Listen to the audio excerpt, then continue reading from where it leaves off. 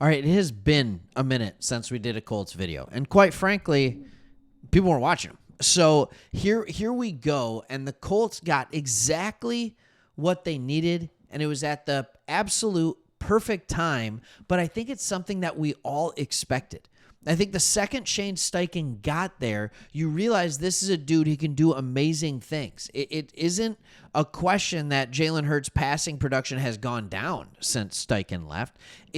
Steichen's a good coach. He is a good coordinator and a good coach, and that is it. He just needed a decent quarterback.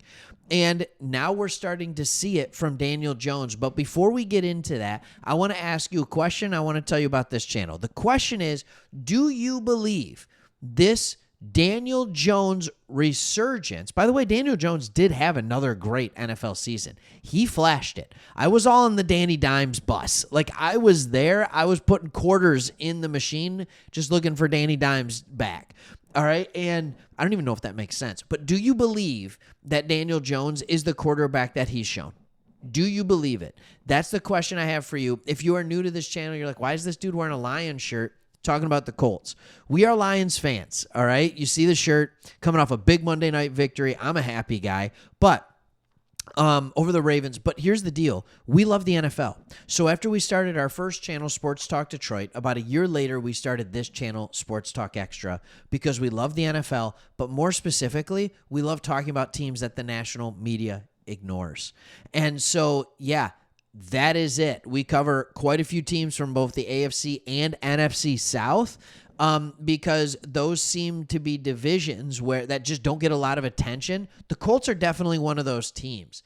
And we want to give you the love that you deserve with some non-biased opinion. But in this video, we are going to be talking about the resurgence of the Colts and more specifically about Daniel Jones. And I think that we need to realize that this is not as rare as we think it is. Like, the contemporary trend in the NFL has been the reclamation of top-flight quarterback prospects thriving in new ecosystems, if you want to call it that. First, it was Geno Smith with the Seattle Seahawks. Then it was Baker Mayfield with the Tampa Bay Buccaneers. By the way, these two guys looked awful. Like, Geno Smith never got run for over a decade. That's the one that's shocking. Baker Mayfield got lots of chances in lots of places, put together one good year with the Cleveland Browns, but that was it. And then Sam Darnold with the Minnesota Vikings. And now he's doing it with the Seattle Seahawks. So these are guys that have proven if they can get in a new ecosystem, they have the talent to do it. With Danny Dimes, with Daniel Jones, he had a good year for the Giants. Not a great ecosystem to thrive in, especially with the lack of offensive line talent and all the things that were going on there. Not a problem in Indy, by the way, is lack of offensive line talent. They got skill. But I would say that this Daniel Jones resurgence is probably the most similar to the Baker Mayfield, where he's proven, even in a not good environment, he can have a good and big year. Brought the Giants to the playoffs, won a playoff game over the Vikings. Actually, that year, I think it was against a Kirk Cousins-led Vikings team. But here's the thing, and I want to jump in. PFF has a great article that I just want to jump in with and talk about it. All right? And here's the things that you have to realize. After up and down 6-year journey with the Giants, Jones was released. All right, concluding the year with the Vikings. Now the former 6th overall pick seems much more comfortable in Shane Steichen's system. Through 2 weeks, Jones has compiled an 85 overall PFF grade, 5th among quarterbacks with 30 or more dropbacks, with an 81.5 PFF passing grade. We know he can do things with his legs, but he's getting it done simply with his arms as well. Here's the other thing that's so much different. All right, with 24 quarterbacks registering 30 or more pressure dropbacks, Jones 62 or 64.2 PFF pressure or passing grade sits 5th as well. He has yet to commit a turnover-worthy play. Also impressive is that Jones' 5.9% pressure-to-sack ratio when facing heat is the lowest in the NFL. He's making good decisions, he's not getting sacked, and doing really, really good things. All right. Highest rate in the league by over 9% of blitz rate. People know that Jones struggles against the blitz. However, his 80.9 PFF grade when defenses send extra rushers is 4th among qualifiers, and as does his 106 passer rating. Okay, the numbers don't lie. He has been fantastic. And I think what this tells me more of is that, yes, Shane Steichen, what you have over in Indianapolis is a good ecosystem. The problem was never, remember, this was almost a playoff team with Gardner Minshew. The problem is not the ecosystem. The problem was your other quarterback. That's what it was. It was Anthony Richardson. And he just wasn't it. It was an understanding. I understand why he did it.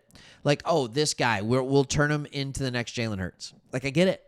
And Jalen Hurts wasn't super accurate coming out of college, but he also didn't have a super strong arm. Like, Anthony Richardson isn't super accurate, but he has a super strong arm. Both are good runners, all of this kind of stuff. Here's the thing that people don't realize. Daniel Jones can do those things too. People forget what a good athlete he was coming out. All right? And here's the deal, and we're going to figure this out because you need to look into the numbers. Over his last 4 seasons, look at the difference. When overall PFF grade when pressured, he showed some skill in 2022 against it, struggled the last 2 years. 2025, remarkable. When blitzed, pretty good in 2022, right? Struggled over the last couple years. This year, fantastic again. Fantastic again. He's extremely accurate this year. And so when I look at this, I don't see these as numbers that keep dipping. One of the things that was really, really interesting when you mirror good quarterback play with good coaching, the highest percentage of dropbacks, and this is great. I want to actually give the article credit on this. All right? In simpler terms, many of Jones' completions occur on plays that are tremendously schemed to provide easy answers. More specifically, 63 of Jones's 98 dropbacks, 64.3%, have come with 2 or more open receivers, which is the highest proportion of any qualified quarterback. Okay. This is where Shane Steichen can shine. To have 2 or more open receivers on 64% of his dropbacks is crazy. That is the difference. Why can you do that? You can do that because you have Alec Pierce stretching the field. You can do that because you have Tyler Warren being an absolute threat at the tight end position. You can do that because you have Pittman working the intermediate routes. You can do that because you have Jonathan Taylor back being Jonathan Taylor in the running game. You can do that because the offensive line is both pass and run blocking at a high level. So the defense cannot cheat. And so when you don't allow the defense to cheat, people get open. It's really, really simple football, but it's so hard to do. There are very few offenses in the NFL that can do it all. When I think about it, I think Colts, I think Detroit Lions, obviously, right? But multiple receivers, great tight end, running back, good offensive line. I think Ravens, right? And there's not a ton of other teams that I think of that are just absolutely loaded at every single level. Packers are getting there. All right. But what are we doing? This you realize is a good ecosystem to thrive in. Hey, if you want more Colts stuff, make sure you hit that subscribe button. Make sure you leave a comment so we know you're enjoying it.